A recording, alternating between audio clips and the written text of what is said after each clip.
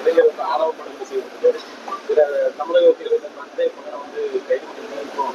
அவன் ஆன்லைன் பண்றது, அதனால கட்சியை விட்டு நிற்கிறோம் அப்படிங்கிற கட்சியில் இன்னும் பொறுப்பு கிடையாது அப்படின்னு சொல்லி தாவேக ஆட்சி பொறுப்பேற்றுக் கொண்ட பிறகு தொடர்ந்து குற்றங்கள் பெருகிக் கொண்டே வருகிறது. பெண்களுக்கு, குழந்தைகளுக்கு எதிரான குற்றங்கள், ஆணவ கொலைகள், லாக்அப்ல காவல்துறை கைதுக்கு பிறகு ஏற்படக்கூடிய மரணங்கள் என்று சட்டம் ஒழுங்கு சீர்கெட்டிருக்கக்கூடிய ஒரு சூழலை நாம் பார்த்து கொண்டிருக்கிறோம்.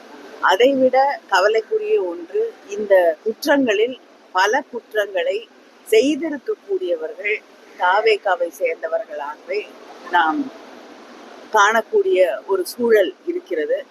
சில நேரங்கள்ல அவங்க மீது நடவடிக்கை எடுக்கப்படுகிறது. பல நேரங்கள்ல அங்க இருக்கக்கூடிய நிர்வாகிகள் மீது குற்றம் சுமத்தப்படும் பொழுது, அவர்களை நோக்கி விரல்கள் சுட்டப்படும் பொழுது எந்த நடவடிக்கையும் எடுக்கப்படுவது இல்லை என்பதை நாம் பார்த்திருக்கிறோம். அதனால சட்டம் ஒழுங்கு மிகப்பெரிய ஒரு கேள்விக்குறியாக இந்த ஆட்சியிலே மாறி